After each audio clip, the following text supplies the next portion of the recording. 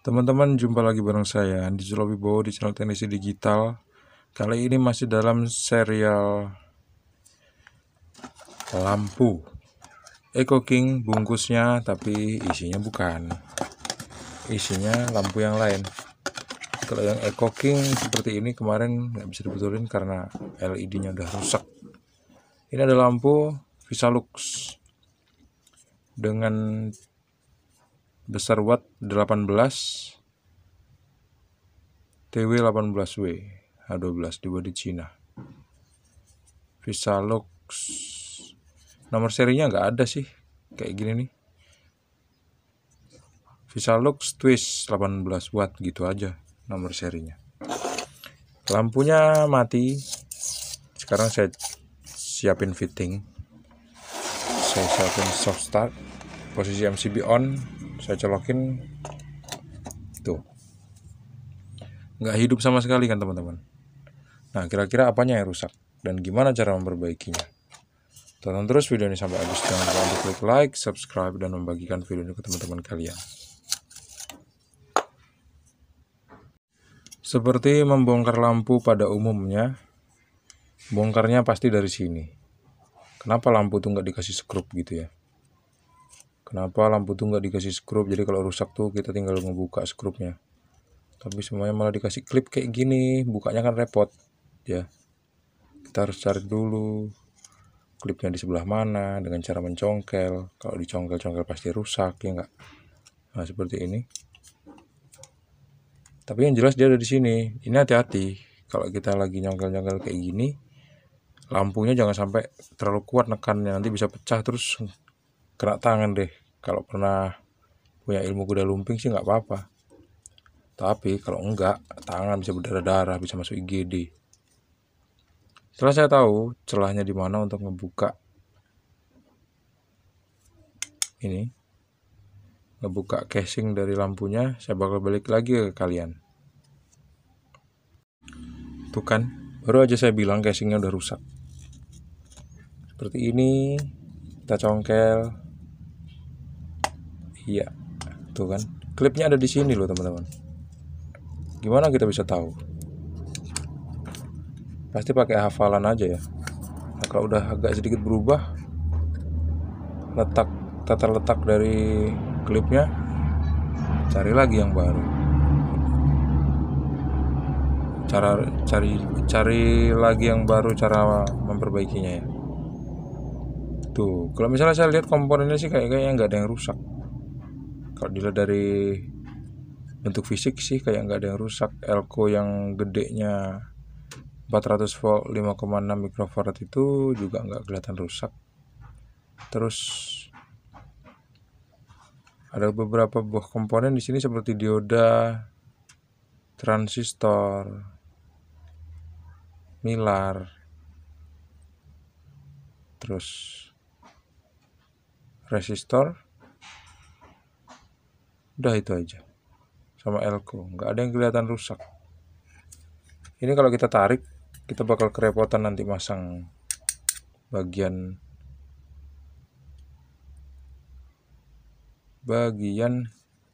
positifnya, itu bagian fasa. Teman-teman, ini ada sikring ya. Ini sikring nih. Ini sikring warna merah. Sikringnya nggak bisa saya lihat, jadi bisanya cuma diukur. Nah, akhirnya saya penasaran deh, pengen ngukur sikring. Jangan-jangan sikringnya putus. Nah, kita bisa siapin avometer. Tapi ini harus kita posisikan supaya probe kita bisa masuk. Kita congkel aja dulu ya. Aduh, patah kan. Dudukannya patah. Ini ada kotoran nih teman-teman. Saya nggak tahu ini kotoran apa nih. Kering.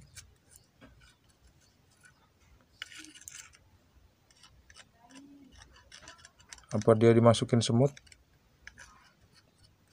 Bisa ada kotoran di sini ya. Kayaknya lem deh. Tapi kok lemnya dari pabrik bisa rusak kayak gini sampai kayak jadi telurnya semut.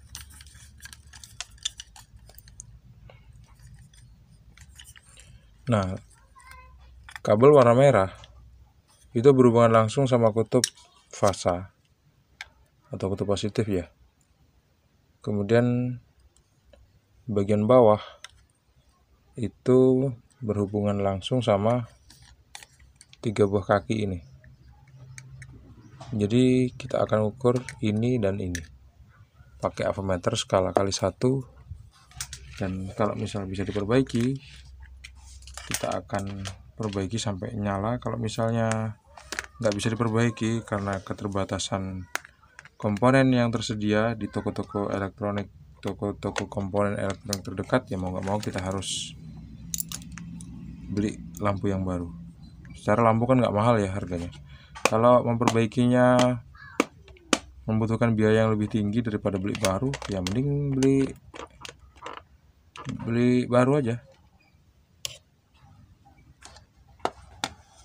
Saya siapin avometer analog skala X1 seperti ini. Tes dulu positif dan negatif, lampu continuity hidup dan jarum avometer bergerak ke kanan mentok. Sekarang probe warna hitam saya tempelin di ujung daripada lampu. Terus satu lagi saya tempelin di sini. Nggak nyambung ya? Atau nyambungnya pendek? Ini sebetulnya sikring apa resistor gitu. Kalau sikring kok nyambungnya cuma segini ya? Saya jadi penasaran deh. Itu sikring apa resistor?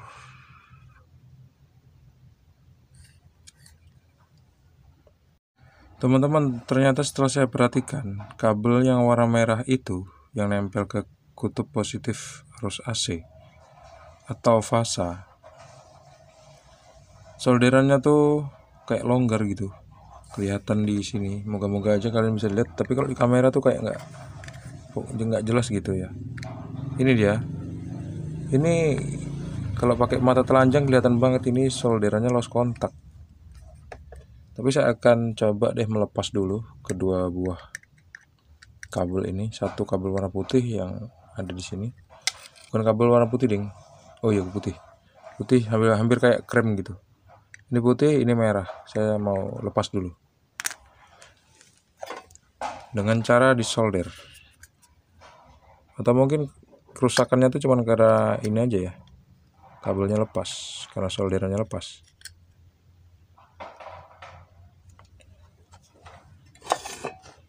Udah saya lepas. Tadi kan saya curiga sama kabel warna merah ya. Jadi sekarang kabel warna merahnya udah lepas dari rangkaian. Ada kemungkinan lebih presisi pengukurannya, lebih akurat. Jadi yang positif saya tempelin di sini, probe merahnya maksudnya. Yang hitam saya tempelin di sini. Ternyata menunjukkan sebuah angka. Ini ternyata bukan fuse, tapi resistor. Ya, ini resistor teman-teman. Coba kita kupas, tapi jangan dah ya. Resistor ini.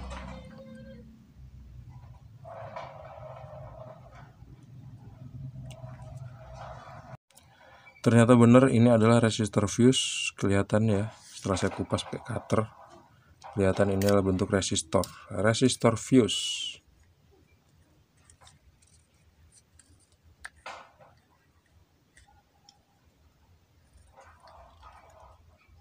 Itu dia.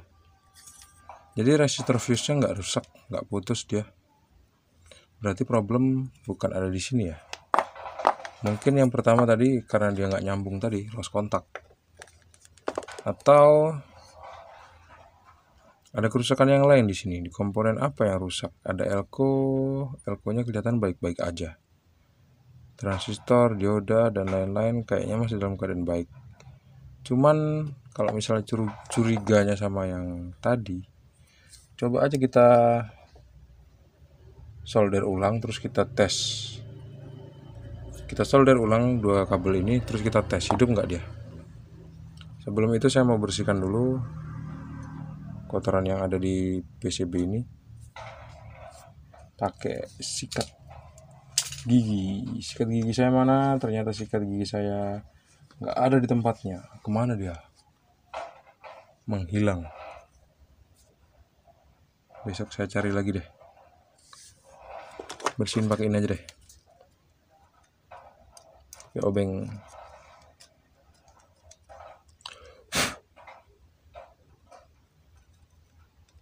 Udah beres. Saya mau solder ulang. Setelah selesai, saya mau solder ulang kedua kabel ini ke sini. Setelah selesai, saya bakal balik lagi ke kalian. Sumpah nyoldernya susah banget teman-teman. Pabriknya emang bener-bener nggak ngasih selisih atau lebih sekitar berapa mili gitu. Jadi pas banget gitu. Nyoldernya susahnya minta ampun. Akhirnya saya solder di baliknya gini deh. Padahal ini nggak bagus ya disolder di baliknya karena ini tegangan AC. Tapi nggak apa-apa lah. Saya mau tes dulu. Saya pasang fitting. Kira-kira apakah benar kerusakan dari lampu ini karena kabel AC-nya tuh yang lepas. Soalnya saya sebelumnya ngelihat kabel yang warna merah itu lepas. Saya siapin soft start ya. Saya matikan dulu soft startnya. Saya colokin.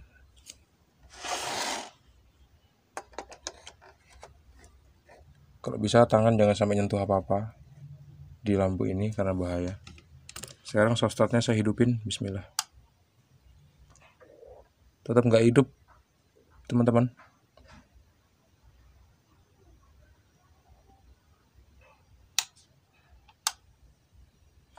Ini soft startnya udah hidup, tapi lampunya masih tetap belum hidup. Jadi kerusakan ternyata bukan terletak pada kabelnya yang lost kontak, tapi karena rusaknya beberapa komponen yang ada di sini. Komponennya apakah lampunya?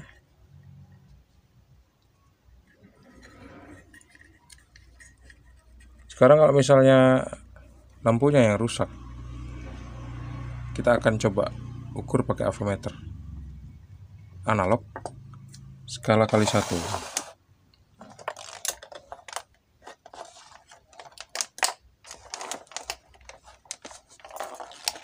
Lampu ini memiliki 4 kaki. 1, 2, 3, 4. Coba kita ukur ya. Ada hambatannya.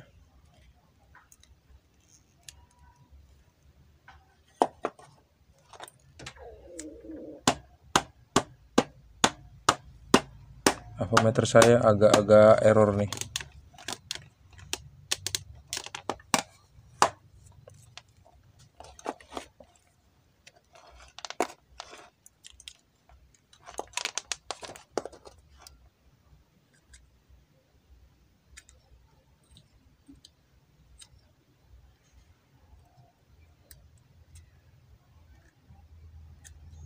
Baiklah.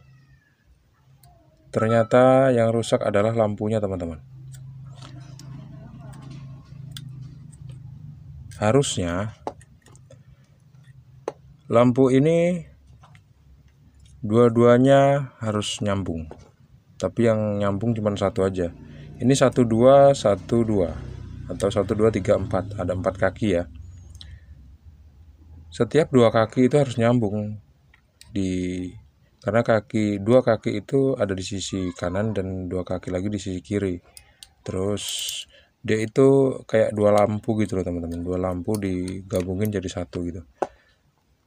Itu seperti ya, bukan sama 2 lampu gitu. Bukan sama persis 2 lampu, cuman perumpamaan aja. Jadi keduanya tuh harus sama-sama nyambung. Kalau misalnya cuma satu aja yang nyambung, cuma satu jalur aja yang nyambung, satu jalur nggak nyambung, maka dia nggak akan hidup. Seperti ini satu jalur nyambung, satu jalur lagi mati. Tuh ya. Akhirnya dia nggak bisa hidup. Lampunya nih yang rusak. Jadi lampunya harus kita ganti dengan lampu yang baru. Kita mau cari barteran dulu, atau kita mau cari kanibalan. Saya ingat-ingat dulu lampu saya di mana kemarin ya. Setelah itu saya misalnya beberapa hari lagi saya nemuin lampu yang sama, saya akan coba ganti lampunya. Mesinnya masih bagus, komponennya pun masih bagus juga, resistor fuse-nya masih bagus, solderannya pun masih bagus semuanya, mesinnya masih bagus pada kesimpulannya, tapi lampunya udah rusak gitu. Jadi semoga video ini bermanfaat. Gitulah cara untuk ngecek lampu itu masih bisa dipakai apa enggak, dan kerusakannya bagian mana. Seperti video ini, kerusakannya ada pada bagian lampunya, mesinnya masih bagus. Kalau misalnya ada lampu yang masih bagus, mesinnya udah rusak, bisa kita tukar aja langsung gitu ya. Jadi gitu teman-teman, cara mengidentifikasi kerusakan pada lampu Visalux Twister 18 watt. Semoga bermanfaat. Kalau misalnya kalian punya lampu twister yang putus di rumah atau mati di rumah, jangan langsung dibuang, simpan aja dulu, mana tahu keduanya masih bisa dibarter atau bisa dikanibal. Terima kasih sudah menonton teman-teman, sampai jumpa di video selanjutnya. Semoga bermanfaat. Jangan lupa untuk klik like, subscribe, dan membagikan video ini ke teman-teman kalian. Sampai jumpa di video selanjutnya. Assalamualaikum warahmatullahi wabarakatuh. See you and bye-bye.